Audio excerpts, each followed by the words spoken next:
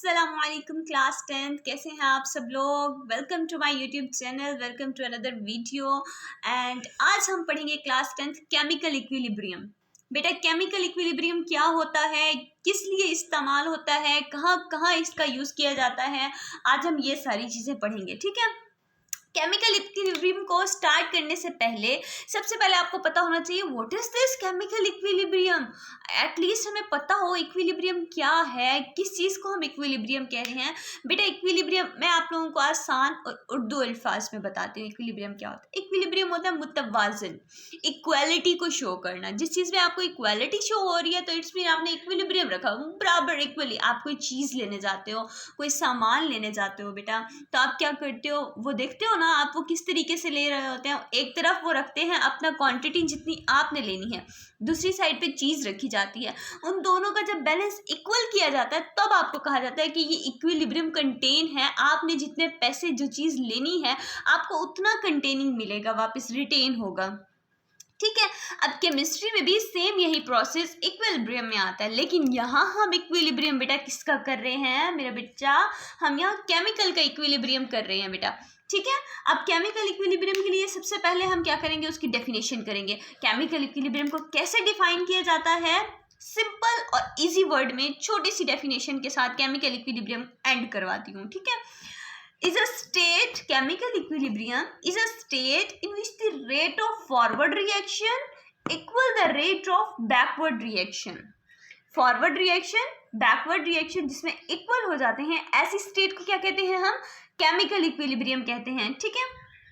और दूसरी चीज मैं आपको बताती जाऊँ, इसमें जो है no net change in concentration, और उसकी कंसेंट्रेशन में कोई चेंज ना आए। मीन जो रेट ऑफ फॉरवर्ड रिएक्शन है वो इक्वल हो जाए रेट ऑफ बैकवर्ड रिएक्शन के, तो वो क्या होता है उसमें अगर कोई उसकी कंसेंट्रेशन में कोई भी चेंज नहीं आता तो ऐसी काइंड ऑफ इक्विलिब्रियम क्या कहलाती है बेटा, डायनामिक इक्विलिब्रियम कहलाती है। और आजकल डायनामिक इक्विलिब्रियम बहुत ज़्यादा इंपॉर्टेंट शॉर्ट क्वेश्चन है, आपका आने वाले पेपर्स हैं उसमें भी ये शॉर्ट क्वेश्चन आ सकता है, बोर्ड में भी आ सकता है ये शॉर्ट क्वेश्चन।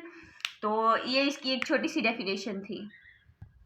अच्छा तो बेटा ये है डायनामिक इक्विलिब्रियम। डायनामिक इक्विलिब्रियम के साथ मैंने आपको दो चीज़ें बतानी हैं इसमें, जो कि केमिकल रिएक्शन में, केमिकल में बहुत ज़्यादा यूजेबल होती हैं। वो क्या होती हैं, केमिकल जिन चीज़ों से बनता है, इक्विलिब्रियम जिन चीज़ों से किया जाता है वो होती हैं बेटा आपके पास रिएक्टेंट एंड प्रोडक्ट। अब क्वेश्चन बनता है टीचर जी रिएक्टेंट क्या है और प्रोडक्ट क्या है, ये तो हमें पता नहीं है।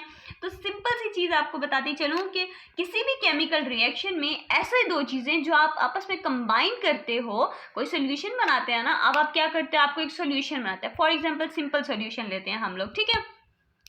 आपने क्या ले लिया, आपने वाटर ले लिया, ये आप लोगों ने इसमें आपने इसमें क्या ले लिया, वाटर ले लिया as a solvent, water as a solvent ले लिया आपने। ठीक है। और कुछ मैं कहती हूँ आप थोड़ी सी शुगर ले लें एज ए सॉल्यूट। ठीक है। जब आप कुछ क्वांटिटी सॉल्यूट की सॉल्वेंट में ऐड करते हो, जो सॉल्यूशन बनता है, ये दो चीज़ें आपस में मिल रही है ना, वाटर प्लस शुगर, इन दोनों के मिलने को हम कहते हैं दीज बोथ आर रिएक्टेंट। ठीक है। इन दोनों के मिलने से डिसॉल्व हो जाता है जब जो फर्दर उसका सॉल्यूशन बनता है, सॉल्यूट और सॉल्वेंट रिएक्टेंट है, एंड जो सॉल्यूशन उनका बनेगा वो सॉल्यूशन हम क्या कहेंगे, वो प्रोडक्ट है। यही डेफिनेशन प्रोडक्ट की आती है। हम क्या कहते हैं, the new substance is formed is known as product. कोई भी ऐसा सब्सटेंस जो न्यू फॉर्म्ड होता है वो क्या कहलाता है, प्रोडक्ट कहलाता है। अब बेटा आप लोगों को एक चीज़ बताती चलूँ, मेजर जो चीज़ है, हमने सॉल्वेंट में क्या लिया बेटा, सॉल्यूट की क्वांटिटी को ऐड किया। जब दो चीज़ें आपस में मिल गई हमने उसे रिएक्टेंट का नाम दिया। यही डेफिनेशन रिएक्टेंट की है। क्या डेफिनेशन है रिएक्टेंट की, इन अ केमिकल रिएक्शन, किसी भी केमिकल रिएक्शन में द सब्सटेंस दैट कंबाइन, जहाँ कोई भी सब्सटेंस को आपस में कंबाइन किया जाता है वो क्या कहलाते हैं, रिएक्टेंट कहलाते हैं। और बनने वाली जो उसकी आगे चीज़ होती है वो क्या कहलाती है, प्रोडक्ट कहलाती है। अच्छा तो बेटा हमने रिएक्टेंट एंड प्रोडक्ट के बारे में पढ़ा था कि रिएक्टेंट क्या होते हैं, प्रोडक्ट क्या होते हैं। अब ये यूज़ कहाँ होते हैं, किसी भी केमिकल रिएक्शन में ये यूज़ होते हैं। अब केमिकल रिएक्शन को सॉर्ट आउट करने के लिए उसकी फर्दर टू टाइप्स होती हैं केमिकल रिएक्शन की। फर्स्ट होती है रिवर्सिबल रिएक्शन, सेकेंड होती है इरिवर्सिबल रिएक्शन। ठीक है। और आए हम इन केमिकल रिएक्शंस की टाइप्स को एक्सप्लेन करते हैं क्या होती हैं।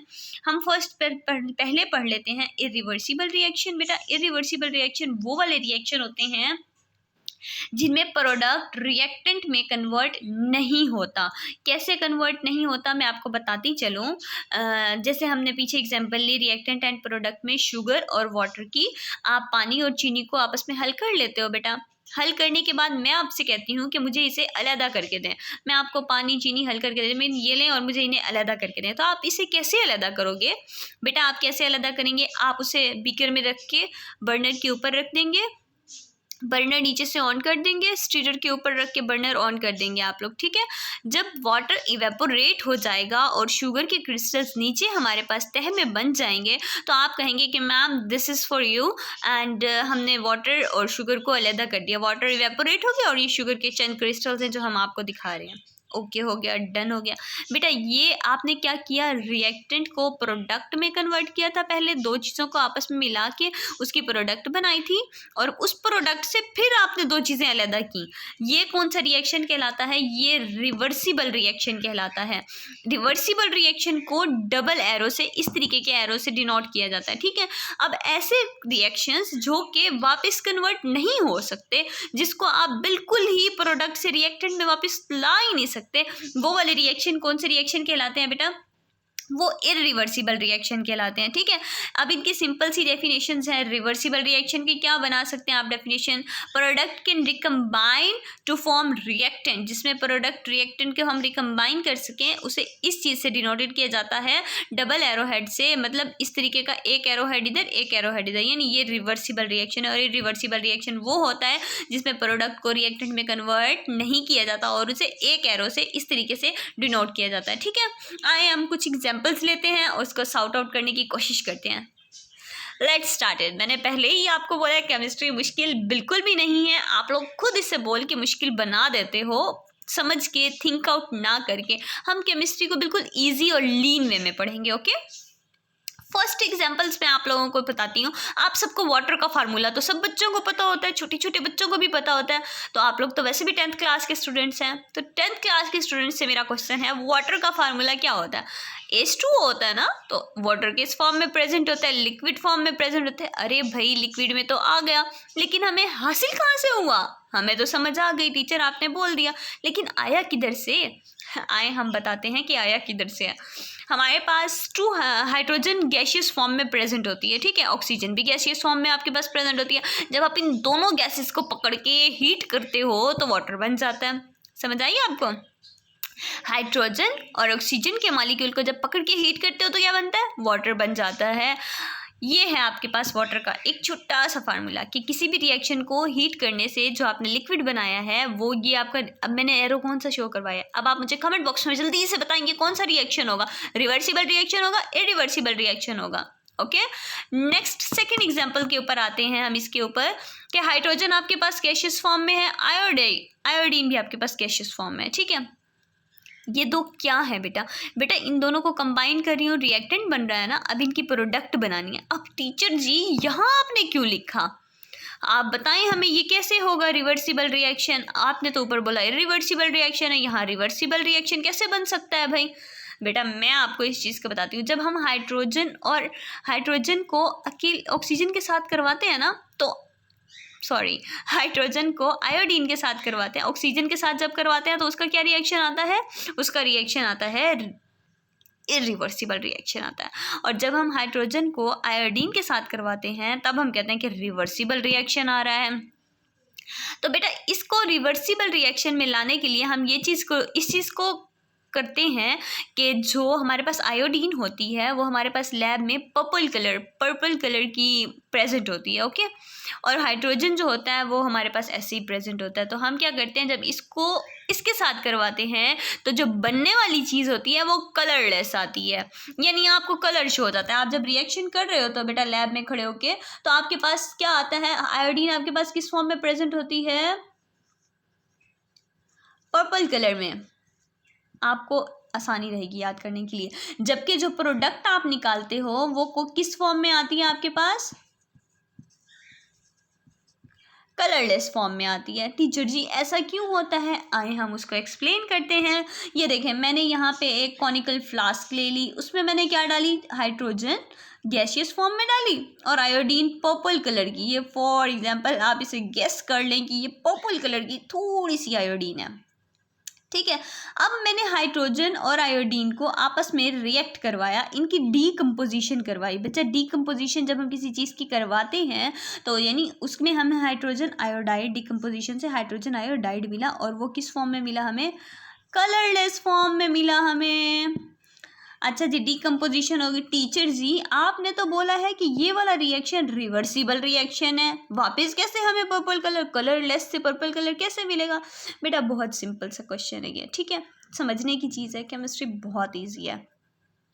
अब आप इसी वाली कॉनिकल फ्लास्क को उठा के हीट अप कर दो, ठीक है। अब आपको क्या होगा, एक और कॉनिकल फ्लास्क मिलेगी आपको, मतलब इसी ही कॉनिकल फ्लास्क में एक और चीज़ देखने को इस तरीके से मिलेगी।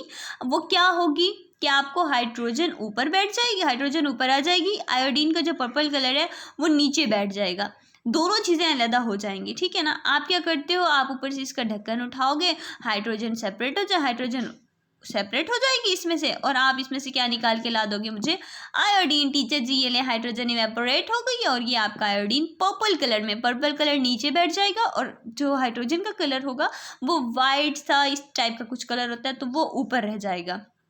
ये दो चीज़ें आपस में सेपरेट हो जाएंगी, ठीक है। पहले हमने इन दोनों को मिलाया, एक कलरलेस को कलरफुल को कलरलेस में कन्वर्ट किया, फिर हमने कलरलेस को उठा के फिर कलर में कर दिया, हुआ ना मैजिक। ये होती है मैजिकल केमिस्ट्री। तो आज का हमारा यहीं तक। वीडियो अच्छी लगी हो तो उस पर मेरे चैनल को सब्सक्राइब कर दें, लाइक कर दें, और अगर कोई क्वेश्चन है कोई भी इस तरह का है तो आप कमेंट बॉक्स में मुझसे क्वेश्चन करें, मैं नेक्स्ट वीडियो उसके ऊपर अपलोड करूँगी। ओके, अल्लाह हाफिज़, टेक केयर।